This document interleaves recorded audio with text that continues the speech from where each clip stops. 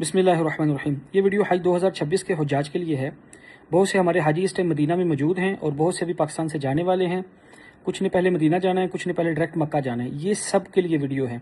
मैं रमज़ान में उम्रा करने गया था, तो मैंने जब मदीना से मक्का आने लगा था तो मैंने उसकी प्रॉपर वीडियो बनाई थी। जुल्खुलैफा से नियत कैसे करनी है, मेल फीमेल ने कौन कौन से अमाल कैसे कैसे करने हैं, नियत करने का तरीका क्या है, किन चीज़ों से बचना है, किन चीज़ों से नहीं बचना, ये सारी चीज़ें बताई थी। इसके बाद मैंने तवाफ़ का आके प्रॉपर मताफ़ में बैठ के बताई थी A to Z चीज़ें, मेल का भी क्या तरीका है, फीमेल का भी क्या तरीका है। इसी तरह बाद में सही करते टाइम सही का बताया था। इसी तरह हलक करते टाइम हलक का बताया था। मतलब मैंने प्रैक्टिकल प्रॉपर सारी चीज़ें, जो वीडियो मैं अभी शेयर करूँगा, जो ये वीडियो जब ख़त्म होगी ना तो वो शुरू हो जाएंगी। तो उसमें A to Z चीज़ें, जो पाकिस्तान से जा रहे हैं या किसी भी मुल्क से आ रहे हैं, बिलखसूस जो मदीना से अब मक्का शिफ्ट होंगे हज के लिए ना, क्योंकि पहले उनकी फ़्लाइटें मदीना की थी, उन सब के लिए जो इस वीडियो को देख लेगा, मुझे अल्लाह के यहाँ यकीन है उनके 90% सारी कन्फ्यूजन भी दूर हो जाएगी और वो खैर व अफ़ियत से मसनून तरीके से वो उम्रा कर सकेंगे। मैं इसको यूट्यूब और फेसबुक पे, क्योंकि ये वीडियो होगी 20 मिनट की, यूट्यूब और फेसबुक पे तो इस वीडियो के साथ मिला के 23-24 मिनट की हो जाएगी। यूट्यूब और फेसबुक पे मैं एक ही साथ अपलोड कर दूंगा और इंस्टा और टिकटॉक पे ये 2-3 पार्ट्स में आएगी। तो मुझे अल्लाह के यहाँ यकीन है जब सारे भाई बहन इसको देख लेंगे तो इंशाल्लाह उनकी बहुत सारी चीज़ें क्लियर हो जाएंगी। बाकी जो आगे के हज के प्रोसेस हैं, वो सारी चीज़ें वो मैं इंशाल्लाह साथ साथ आपको सारों को बताता रहूँगा। दुआ में याद रखिएगा, कहा सुना माफ़ है। अब आप सारी वीडियो तसलसल से देख लीजिएगा और दुआ में याद रखिएगा। अल्लाह हाफिज़।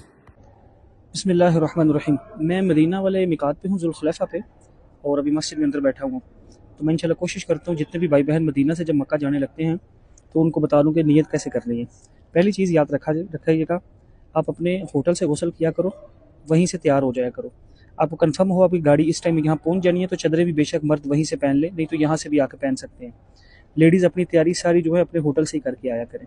यहाँ से सुन्नत अमीर अली से, मतलब जुल्खुलैफा से नियत करना सुन्नत अमल है ना, यहाँ वो रोकते ही रोकते हैं। अगर किसी ने ट्रेन पे जा रहे हैं या वैसे जा रहे हैं तो बेशक अपने होटल से या मस्जिद नबी से कहीं से भी नियत करके आ सकते हैं। मकसद तो है मिकात से पहले करना। हाँ, यहाँ से करना मसनून है ना। तो आप एक मिसाल समझे, आप यहाँ आ गए, यहाँ आके आपने चदर भी अपनी जिसने इधर पहनी है यहाँ पहन ली। अभी मैंने टोपी उतारी हुई नहीं है। याद रखिएगा कि जब नफल पढ़ने हैं ना, नफल पढ़ना सुन्नत है। अगर मकरू टाइम ना हो तो नफल भी पढ़ें। अगर लेडीज़ जो हैं वो नपाकी की हालत में है, नीयत उन्होंने फिर भी करनी है, फिर वो नफल ना पढ़ें। जब नफल पढ़ने हैं, अगर टोपी पास नहीं है तो चदर सर पे रख के नफल पढ़ने, नंगे सर नफल नहीं पढ़ने। जैसे ही नफल पढ़ लिए, जैसे मैंने अभी पढ़ लिए, ये मैंने टोपी उतार दी। इसके बाद आपने नियत करनी है। नियत आप अपना उम्रा कर रहे हो, किसी का कर रहे हो, याद रखना उम्रा जिंदा मुर्दा दोनों के लिए हो जाता है। ज़ईफ़ जो भी हो सब के लिए हो जाता है। इवन कि आप सल्लम के नाम का भी हो जाता है। मैं जब मदीना से वापस जाता हूँ, मैं अल्लाह के नबी आप सल्लम के नाम का उम्रा करता हूँ। तो नियत करने का बड़ा आसान तरीका है। जैसा कि मिसाल मैं अभी नियत ही कर देता हूँ प्रैक्टिकल।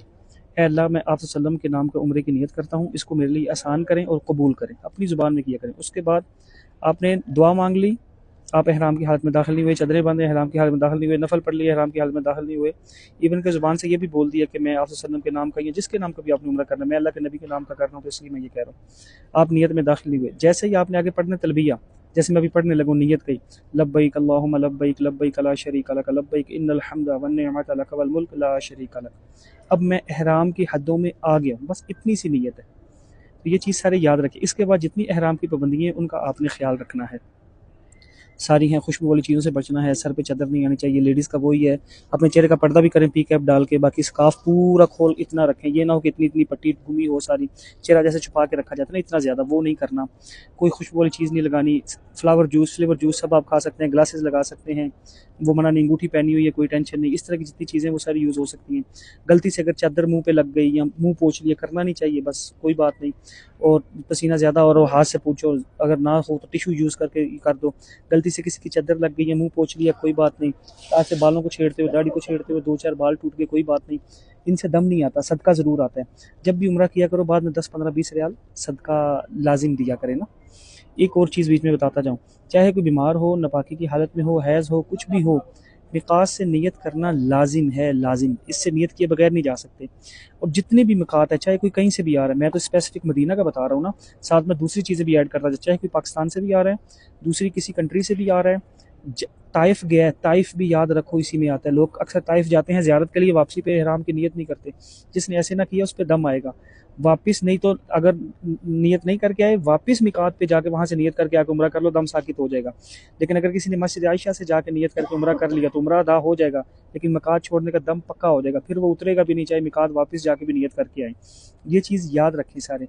एक और गलती बहुत होती है, कुछ लोग ना जद्दा आके नियत करते हैं, वो भी नहीं करना, वो भी गलत है। मिकात से नियत करके आना है। कुछ होते हैं जो नियत करके नहीं आते, फिर मस्जिद आयशा से जाके नियत करके आके उम्रा करते हैं, वो भी गलत है। उम्रा अदा हो जाएगा, दम पक्का हो जाएगा। इसी तरह कोई नापाकी की हालत में होते हैं, नियत करके आई होती हैं हमारी बहनें, लेकिन दोबारा आके नियत पाक होने के बाद मस्जिद आयशा जा कर रही होती है, ये भी नहीं करना। नियत पे नियत नहीं होती।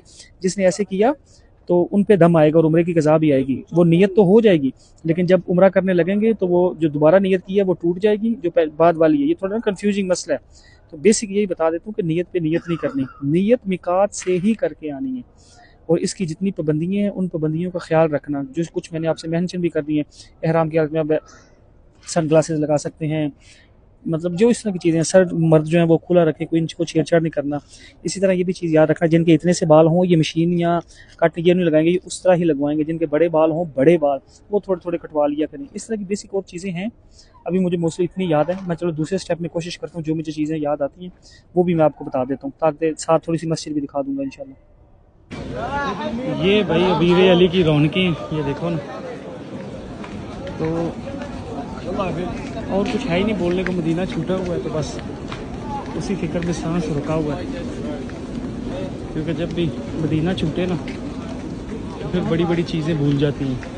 तो अभी जितनी आपको मसले मसाइल बताए हैं बस वही हैं। उसके अलावा कोई किसी का कोई क्वेश्चन हुआ तो वो ज़रूर कर लीजिएगा।